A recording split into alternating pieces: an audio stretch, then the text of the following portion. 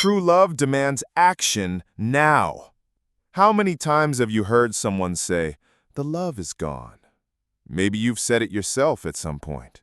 Maybe you felt the pain of seeing someone give up on you with that cold phrase, like someone closing a window and saying the sun doesn't shine anymore. But does true love, love in its deepest essence, really end? We grow up believing love is a feeling, that it's this beautiful, intense, almost magical thing that happens when eyes meet, the heart races, and everything seems to make sense. Movies, music, social media, everything screams that love must be felt, that if it doesn't give you chills or butterflies, it isn't love. But what if we've got it all wrong? Stay with me until the end, because what you're about to discover might just surprise you. Writer C.S. Lewis, author of classics like The Chronicles of Narnia and more profoundly, The Four Loves, brings a perspective that changes everything. For him, love isn't just a fleeting emotion or wave of affection. Love is a decision. Love is an action. It's a daily choice. And when we understand that, the way we look at our relationships, our pain, our commitments, and even our faith changes completely. In The Four Loves, Lewis presents a beautiful and profound breakdown of what love is. He talks about four distinct forms love can take: storge, the affection love; philia, the love of friendship; eros, romantic love; and agape, unconditional, divine, self-giving love. Each of these loves has a unique beauty, but also, according to Lewis, each one can be corrupted. Because love, when not upheld by decision, responsibility, and self-giving, can turn into selfishness, dependency, or even destruction. And that's exactly what we need to talk about today. How many times did you believe you were in love, but you were actually just caught in a momentary emotion? How often have you blamed yourself for not feeling anything anymore, thinking love had ended, when in fact, love was simply asking more of you, more presence, more commitment, more action? Maybe you're there right now, trying to save a marriage that feels like it's lost its spark, or trying to understand why a long-time friendship suddenly went cold. Maybe you're wondering whether it's still worth trying when your heart no longer feels what it once did. If that's you, you're not alone. And this conversation is for you. Because here comes the most challenging and most liberating point of everything Lewis teaches us. True love is not sustained only by what we feel, but by what we choose to do despite what we feel. Real love acts even when it doesn't feel. It stays, it fights, it chooses, it serves. It refuses to be a slave to the roller coaster of emotions. And that's not coldness, that's maturity, that's faith, that's commitment. Lewis says that if we give ourselves completely to love, we risk getting hurt. And he's right. Loving is always a risk. But he also says that if we try to protect our hearts from suffering by avoiding love, we end up living in loneliness, cold, untouched, but also unable to feel life. Love is choosing to step out of yourself. It's letting the other in. It's not running at the first sign of trouble. It's going beyond what I deserve and asking instead, what can I give? Our culture teaches the opposite. It tells us that when love no longer feels good, it's time to leave, to replace, to start over with someone new. It says love is about being happy, not about making someone else happy. It romanticizes intensity, but devalues consistency. And in that, we get lost. We begin to think that love only lasts as long as it's easy, as long as it feels good, as long as it gives pleasure. But true love really begins when it gets hard. Have you ever been there? Had to choose to love someone even when you didn't feel like it? Chosen to forgive, to stay, to care, even without immediate reciprocity? If so, you've already glimpsed what Lewis calls agape, and that is sacred. But it's not about erasing the other types of love. Each one has its own beauty. Storge, for instance, that quiet affection born from familiarity, is a silent foundation, deep and steady. That gentle love that holds up years-long relationships. Philia, true friendship, is one of life's rarest gifts, where you find souls walking side by side with no expectations, just presence. Eros, romantic love, is powerful, creative, capable of inspiring songs, poems, revolutions. But even Eros needs to be sustained by decision. Because if it's only desire, it tires. If it's only passion, it fades. And all of these find their true balance when agape becomes the axis. The love that chooses, that sacrifices, that doesn't need reciprocation to keep giving. That's why the Bible says God is love. Not because he merely feels, but because he acts. He chooses to love. He sends. He cares. He forgives. Even when we don't deserve it. Even when we, the targets of his love, fail again, he continues. Because his love isn't a fleeting feeling, it's an eternal commitment. Maybe this truth is confronting you right now. Maybe you're thinking about all the times you gave up too quickly or blamed yourself for not feeling love anymore. But what if love is still there, just waiting for you to choose action? What you're about to discover in this video could change the way you relate to God, to others, and to yourself. Stay with me until the end. We're going to dive into each of the four loves: storge, philia, eros, and agape. We'll understand how each one can be lived in a healthy, redemptive way, or lost when guided only by ego. And if this conversation is making sense to you so far, drop a comment below. Love didn't end. It just needs to be chosen again. Also, tell me, which of these loves do you feel you most need to learn to live today? Your comment not only strengthens this community, it helps this message reach more hearts. Give this video a like if it's touched you in any way. And of course, subscribe to the channel to keep following these conversations that unite faith, life, and purpose with depth and truth. Now, take a deep breath, because what's coming next will take you even deeper into the journey toward true love. And maybe that's exactly why C.S. Lewis invites us into such a profound reflection. Love is not an emotional tide that comes and goes. Love is a choice, a posture, a conscious decision day after day. Think with me, how many times have you heard or even said, "The love is gone," as if love were a feeling that evaporates with time, like perfume that loses its scent?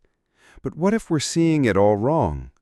What if true love doesn't end, but simply grows silent in the absence of decision?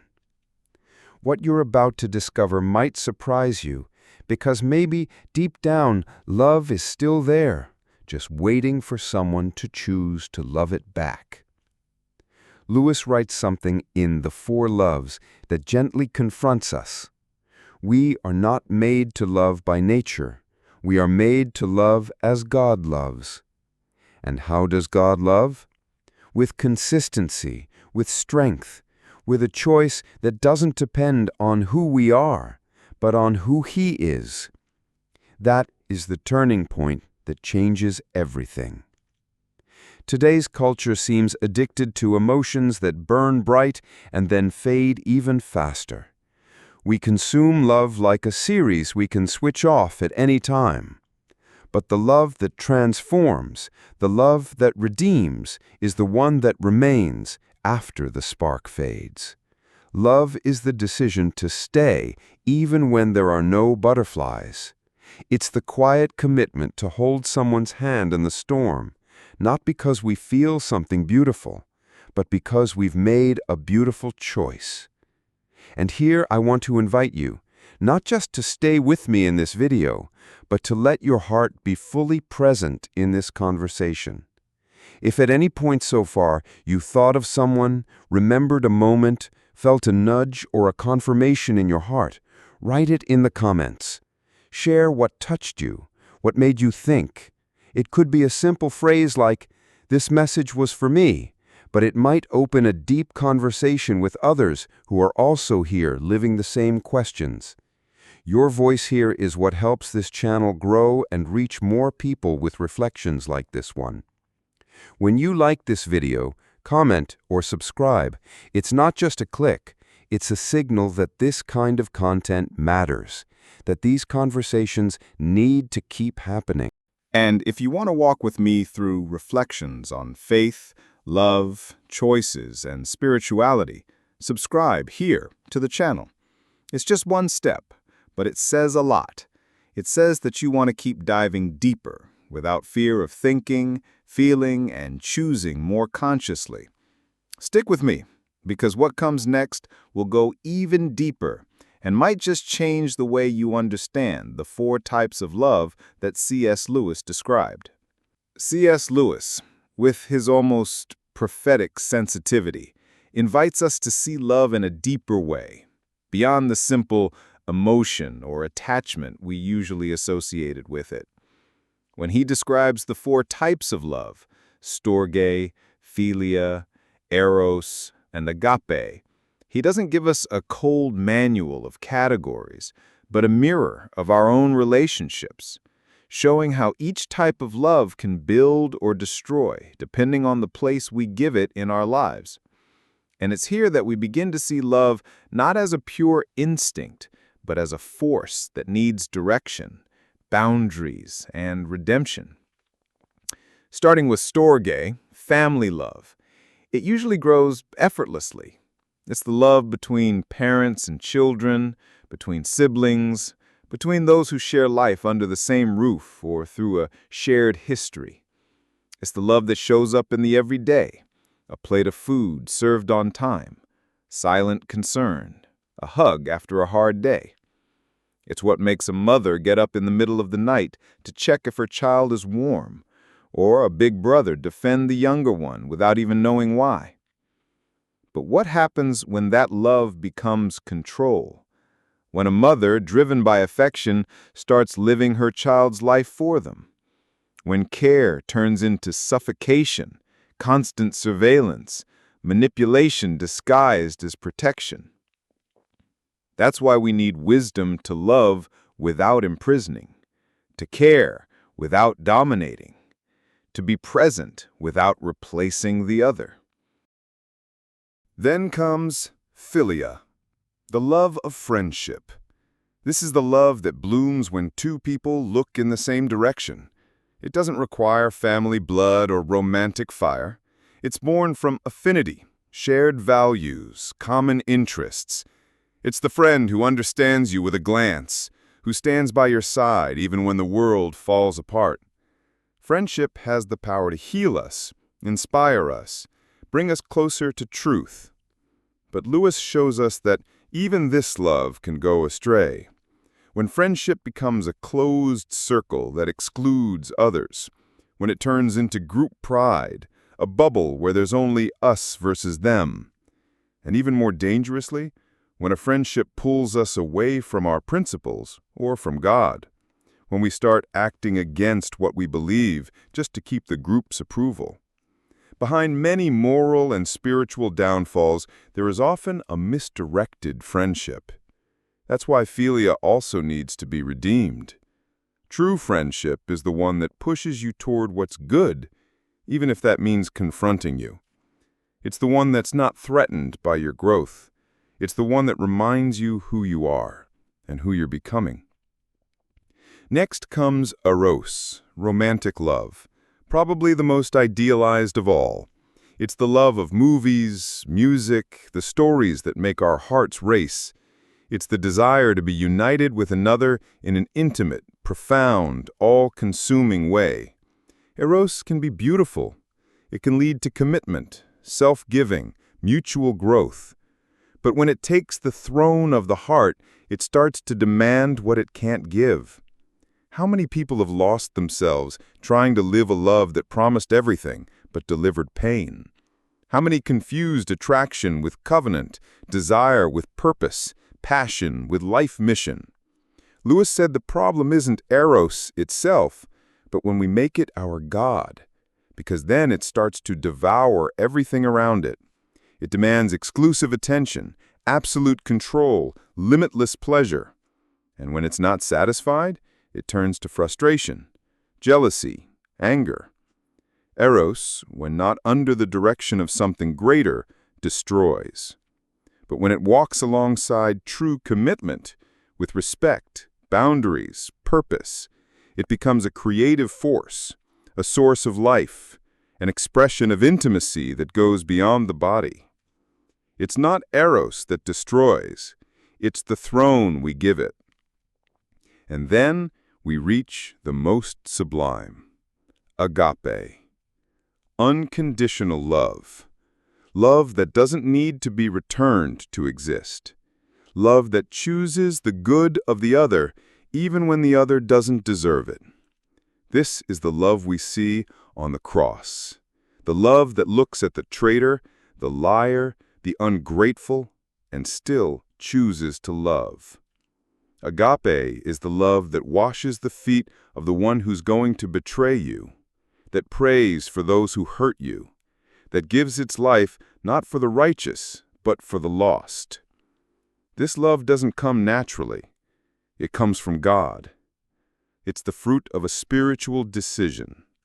Agape is more than a feeling. It's a daily choice. And that choice changes everything. And it's this choice that transforms us. Because when we begin to love the way Jesus loves, everything around us starts to change. The wounds we carry become bridges to heal others. The grudges we hold turn into offerings of forgiveness. The pride that separated us becomes the ground for reconciliation. This is the power of agape love. It doesn't make us feel better. It makes us be better. Now, I want to go even deeper into this topic, because understanding the four loves is only the beginning. The true transformation lies in realizing that none of them are automatically pure or holy. Each one carries the potential to be distorted, to deceive us, to become the very opposite of what it appears to be. That's why we need sincere revelation about what has been guiding our relationships. Love, no matter how beautiful it seems, can turn into a demon when it takes the place of God. And that's not just my opinion. That's what C.S. Lewis says. When we love more than we should, or in the wrong way, what was once a gift becomes a trap. And love was never meant to enslave us. It was meant to set us free. So the question is, what have we done with the loves we feel? Because understanding the four loves, storge, philia, eros, and agape, is just the start. What really transforms our journey is seeing how each of them can be shaped or twisted. They're not just emotions that spontaneously rise within us. They're forces, moldable, influenced by our beliefs, experiences, and even the wounds we carry. And what C.S. Lewis warns us with boldness and precision is that none of these loves are harmless when left to themselves. No human love is pure enough on its own. They all need direction. They all need redemption. Take storge, for example, that deep, natural family love. It might seem like the safest of all. After all, it's the love we feel effortlessly from birth. But precisely because of that, it can become the most blinding love. Parents who say, "It's for your own good," but smother their children with fear, control, and unrealistic expectations. Siblings who confuse loyalty with dependency. Children who grow up feeling guilty for being who they are. Family love has a unique beauty, but without healthy boundaries, it becomes a prison. And what about philia? Oh, how powerful friendship can be. It's in friendship that we find someone who walks beside us, not through blood, but through soul connection. It's in a true friend's gaze that we find the courage to keep going. But the same philia that can heal can also trap. When friendship becomes an exclusive club where anyone who thinks differently is cast out, when it fuels addictions instead of healing wounds, when it opposes truth in the name of loyalty, then it stops being a blessing and becomes an idol disguised as affection. Now, think of eros, the most sung about, filmed, and idealized love in modern culture. The overwhelming romance, the desire that feels like destiny, the passion that promises forever. And yes, there is divine beauty in eros. The touch, the glance, the bond between two people who choose each other carries reflections of the Creator. But what happens when eros becomes king? When passion demands that everyone and everything bow to its power? When desire overrides respect? When we mistake loneliness for chemistry? The answer is all around us. Broken hearts, shattered promises, souls in pieces trying to find themselves after loves that destroyed more than they built. And it's here that agape rises. Silent, steady, deep. It doesn't shout, doesn't demand, doesn't manipulate. It serves. It waits. It forgives. It chooses. And it's precisely because it doesn't depend on a response that it is the strongest of all. The love that Jesus demonstrated on the cross wasn't moved by reciprocity. It was moved by decision, by surrender, by redemption. Now, imagine with me, what if all our loves were submitted to that standard? What if a mother's love allowed her child to grow and make mistakes, yet remained nearby with wisdom? What if friendship were a place for truth, not just comfort? What if romantic relationships were grounded in respect and commitment, not just chemistry and intensity? What if love meant more than feeling and became a decision to reflect God's character in every action?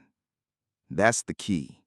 When we place any love at the center of our lives, when we try to make it our God, it inevitably gets corrupted because it was never meant to hold that place. Only God can fill the center. Only He is the source that sustains all the other kinds of love. As C.S. Lewis so wisely said, when human love becomes a god, it becomes a demon. It's a hard truth, but it's a freeing one, because it invites us to refocus, to love deeply but with discernment, to feel passionately but with purpose, to decide day after day to love the right way, not the easiest way. That takes courage. It takes breaking patterns, reevaluating relationships, rethinking habits, but it also opens the door to a new way of living. And that's where real transformation begins. When we stop chasing idealized love and start living redeemed love. When we understand that each of these types of love can be a blessing if they're surrendered to God. Storge with healthy limits. Philia with purpose and honor. Eros with commitment and respect. Agape with surrender and sacrifice.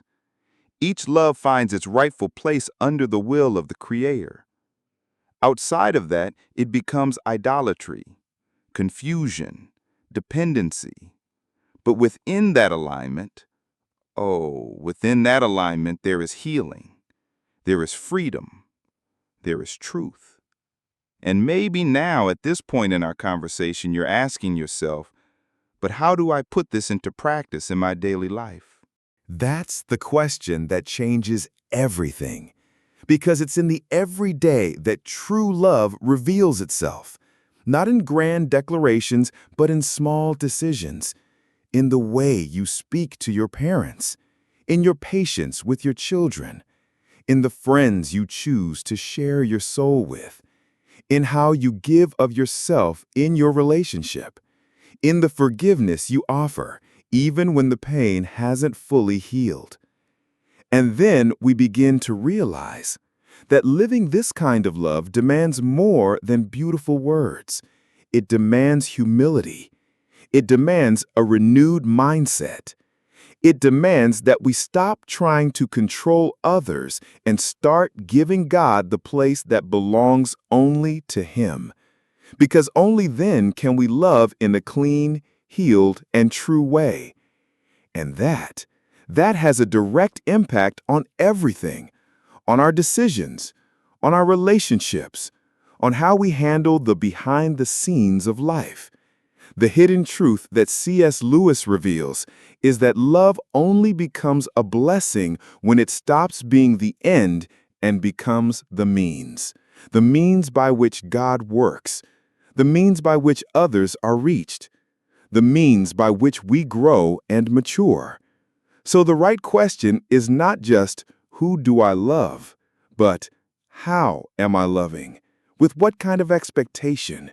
What kind of surrender? What kind of foundation? Because if the love I offer is born from my neediness, it demands. If it's born from my ego, it manipulates. But if it's born from my connection with God, it sets free.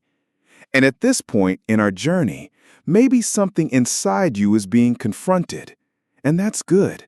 It means the truth is reaching you. Maybe you're thinking about a relationship that needs boundaries, about a friendship that needs redirection, about a romantic love that needs to be reevaluated, about a family pattern that needs healing. All of that is part of the process. No one loves perfectly, but we are all invited to learn. Drop a comment below. I'm on this journey too.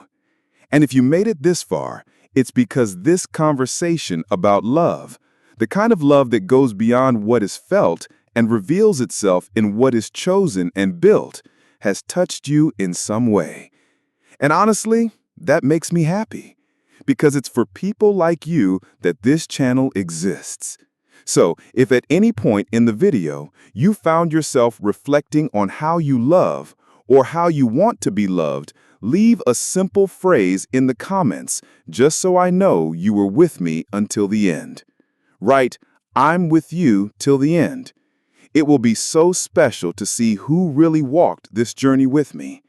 If this message spoke to you, made you think, or even brought you some comfort or clarity, leave a like here.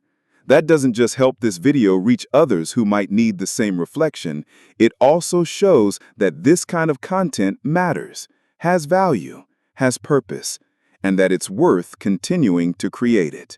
And if you feel like you need to keep discovering more about this love, the love that doesn't depend on emotional wins, but on the roots of faith and surrender, subscribe to this channel. It's free, but it makes a huge difference for us to keep walking this mission together. Every week, there's new content waiting for you, always with this same commitment to go deep, go true, and talk about what truly matters. Oh, and before you go, there's a video right here that complements this topic and dives even deeper into what we began today. Click it and continue with me there, because this journey into love is just getting started.